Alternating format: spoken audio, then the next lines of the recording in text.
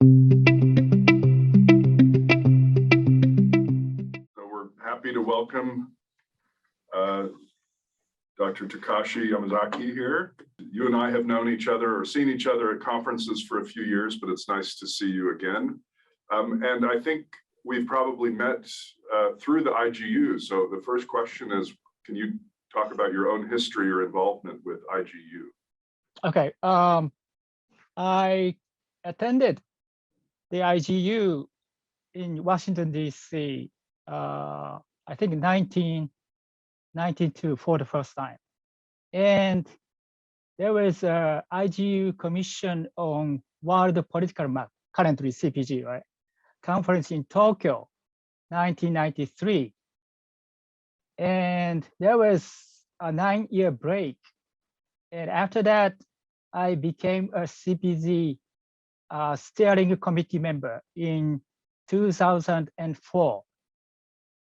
But actually, I did not attend any IGU conferences during that period until the Tel Aviv regional conference, I think in 2010. Then I continued to attend IGU and the CPC related conferences in Frankfurt and Cologne, 2012, I think, and Kyoto, 2013. And in the Kyoto Regional Conference, I was deeply involved in the organization of the conference. I acted as a session organizer for the CPG. And I also organized a field trip to Okinawa. And when Elena de Lagniz, then chair of the CPG at the time, she was elected IGU vice president in 2014. So to replace her position, I became a CPG co-chair with Virginie Mamadou, then a commission secretary. She was doing secretary at the time, and then we became co-chair. Then we organized CPG sessions for the 2015 Moscow Regional Conference, where the CPG actually was awarded the Commission Excellence Award by IGU. And we also did organization for the 2016 Beijing IGC.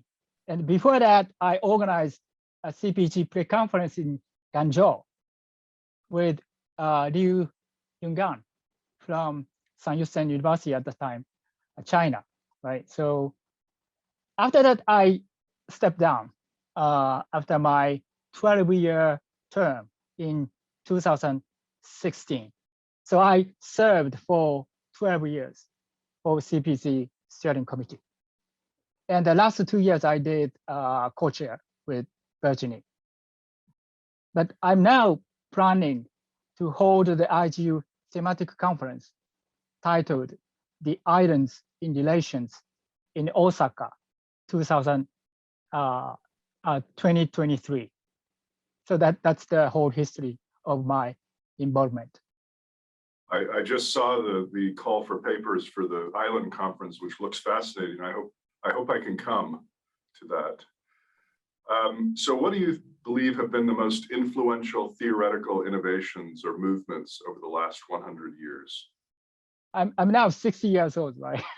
So relatively old political geographer now, and maybe the quantitative revolution from the late 1950s and early 70s, and the following counter-revolution of various new and postmodern trends in human geography.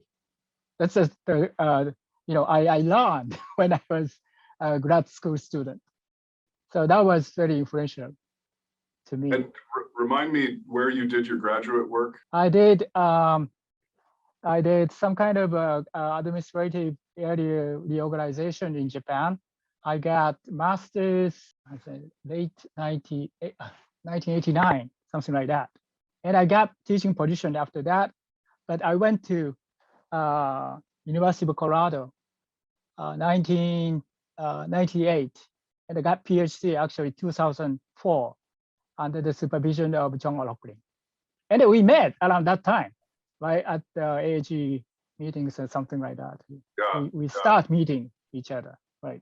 right. I thought that's what I remembered was that you went Yeah, through. yeah.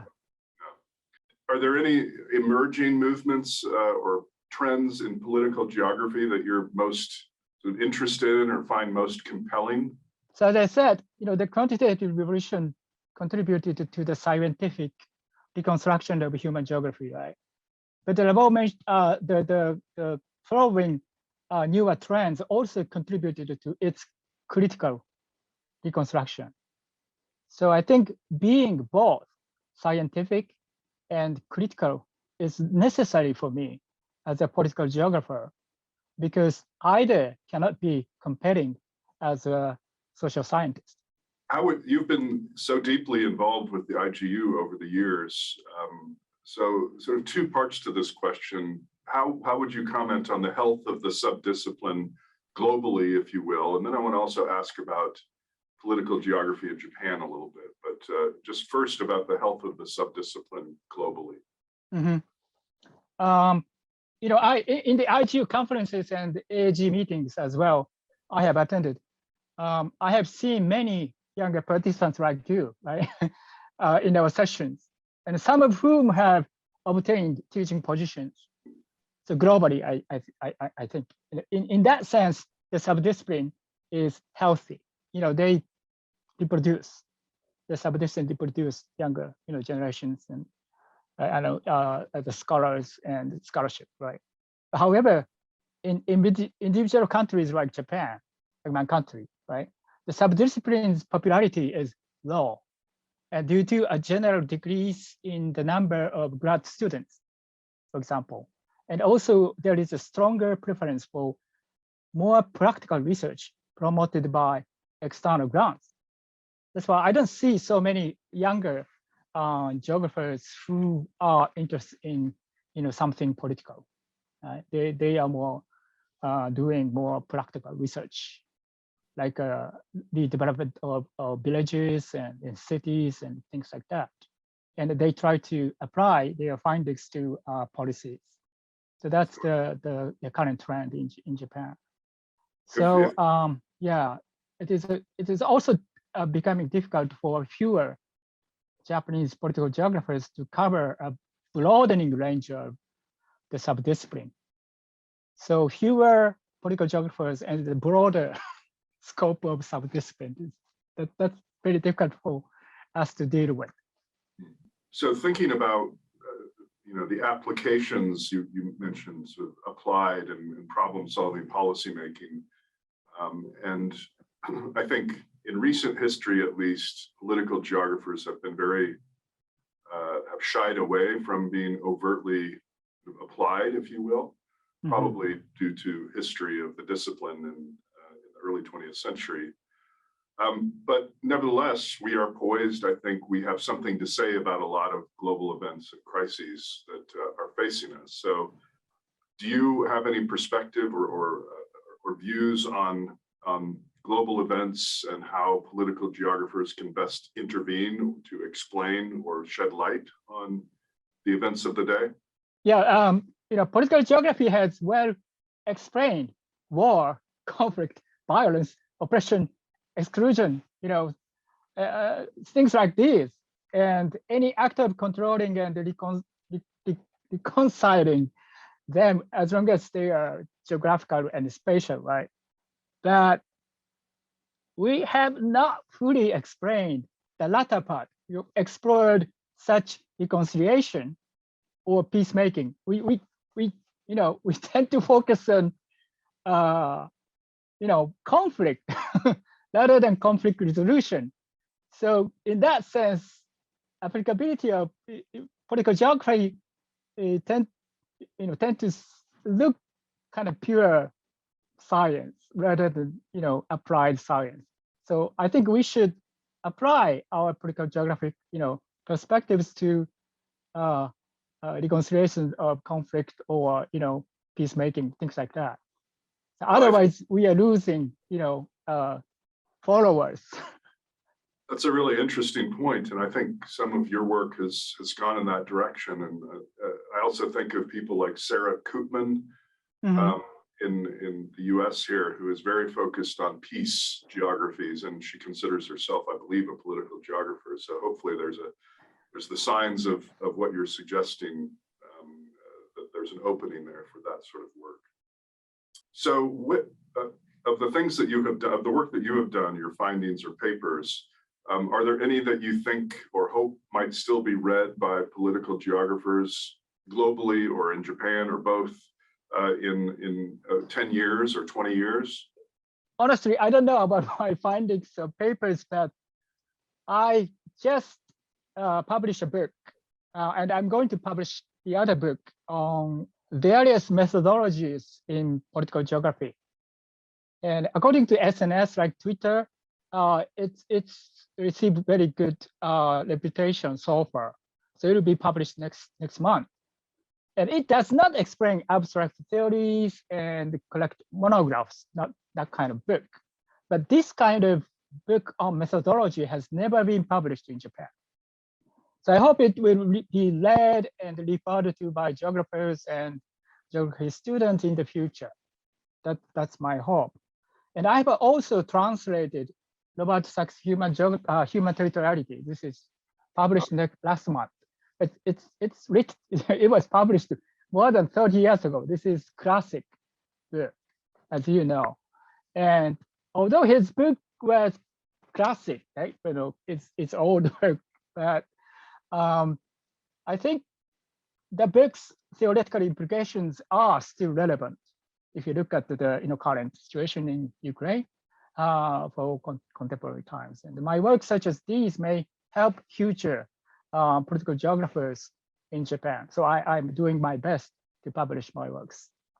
That's great. I hope that the book that you wrote will be translated into English sometime so that right, yeah. the rest of us can read it. So beyond your own work, I mean, you mentioned human territoriality, but beyond your own work, what authors, papers, books do you enjoy returning to for their ongoing relevance and insights? Yeah, I learned sort of, I got PhD in the US. I studied from late 1990s to early 2000, right? So I read books written by Peter Taylor, John Agnew, Gerald Toll, and Ansi Passy. So these books are very influential on me, and I invited John Locklin, Gerald Toll, John Agnew, and Ansi Passy to Japan. So these, scholars are known to Japanese as well through that invitation, right? So I think if you look at the current crisis in Ukraine, I think political geography still has to explain how the world works from a global point of view. And as these scholars try to illuminate, how the world works from political geographic point of view. And those books are published in 1980s and the late 1990s, right? But I think they are still relevant to understand the current situation of the world. More relevant, compared to 20 years ago, after the demise of Soviet Union, but particularly after 9/11, I think these works are still becoming more important. So to see how the world works, I think we need to revisit these works, like a newly reconstructed at the time called New Geopolitics or Critical Geopolitics in the 1980s and 90s, and understand the global context that gave rise to such intellectual innovation. So the context might be a little bit similar, current context in Central Europe, or Central Eurasian continent, might be similar to the late 1990s. Interesting. Yeah. Does that give you a reason to believe that political geography will still be a relevant and healthy discipline into the future, given the sort of the periodic crises that come and maybe invigorate intellectually the subdiscipline? Yeah, maybe, we geographers in general try to kind of formulate something new theories and new concepts. But that's, seems to me kind of motivation for younger, geographers, and they try to read new theories, new works on new concepts, things like that. But they tend to forget what we have done, we did in the past, and what kind of works we produced, right? So, from my point of view, US or English-speaking country students, try to be, creative or try to be new and try to find the new frontier of theories and the concept. But at the same time, we need to look back on the previous works. That's why I think it's important to learn the history of geography in general and the history of political geography in particular. So then we appropriately evaluate the value of previous works. That's what I sense from meetings in AAG, for example. Students try to find the new and try to be creative or original. Yeah, that's what I sense. Do you have any other reflections or projections about the subdiscipline that might be relevant for this project that we're doing? I think the recent growing popular interest in classical geopolitics will definitely challenge the status of critically reconstructed political geography in many countries. People start doubting the value of intellectual argument on geopolitics. They are concerned about the future of their country, right? Because Russia may invade our countries and China may attack Japan, things like that. So the public has this kind of concern. So these publics do not necessarily want the works by critical political geographers. So the old nature of geography as a tool for imperialism and hegemony may attract policymakers, students, the public. Now, that's the sense I have now. They may want some kind of explanation about classical geopolitics.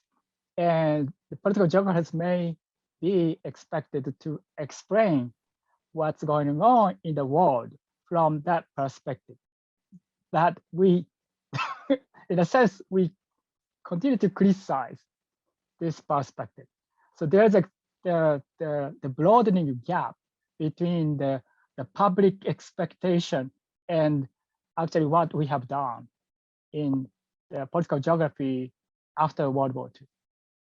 So I think we need to start thinking about how we should deal with such a situation by showing what we political geographers could do to the world using political geographical approaches developed not before, but after World War II. Every day I think about this gap between the public expectation and the status of current political geography. Yeah, very interesting. I have similar sorts of thoughts about that. So last question, what other, which I already asked, but I'll try again, other reflections or projections about the past? I mean, this is a project that is being done because of the 100-year anniversary of the IGU, so a bit arbitrary for the years, but anything about the past that you think might be relevant for, or the present or the future that might be relevant for this project? Yeah, actually, I've written a paper on the history of IGU in Japanese, and I found out, the beginning of the IGU, it was actually very much influenced by the sort of imperialism, right? So the beginning of the history of IGU was closely related to the some kind of war, right, and imperialism, right? And there have been a lot of discussion about the boycotting, even after World War II.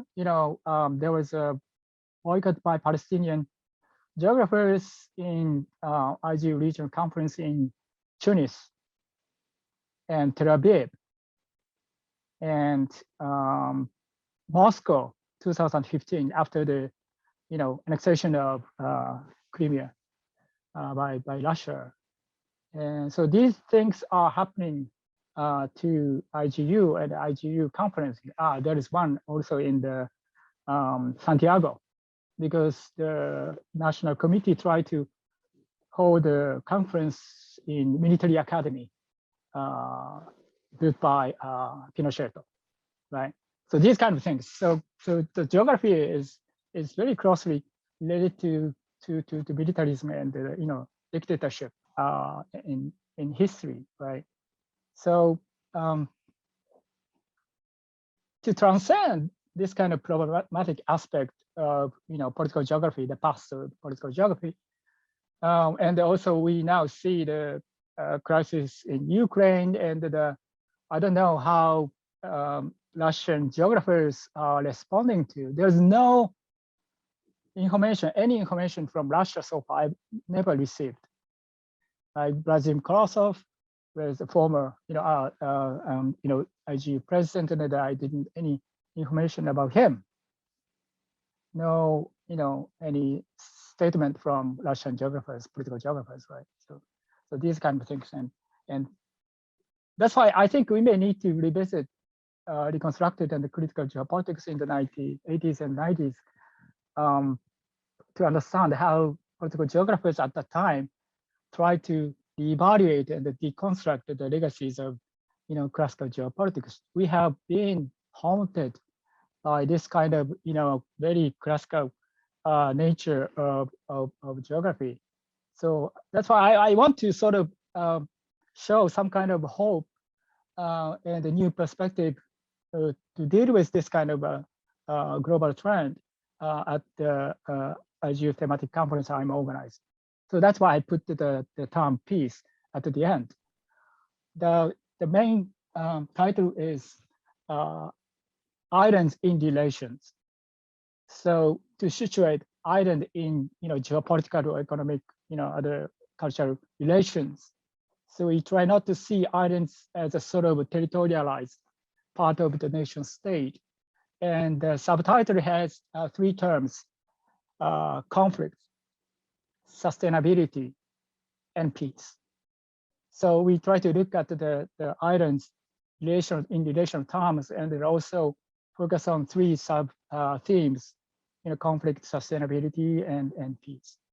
Now, the things, there are things happening in the western, the western side of the Eurasian continent, but I have the sense that same kind of thing may happen in the eastern side of the continent. So that's why I try to focus on islands and oceans, how these kind of conflict may, emerge in different geographical settings from Western or Eastern Central Europe. So we have to look back on the past, the legacy of, classical geopolitics, but at the same time, we have to sort of move beyond that kind of state-centric geopolitical perspective. So by sort of, bringing into a new perspective developed after World War II or after like the 80s, 90s. So we have good sort of perspective and tools, to see these kind of tragedies from different perspectives.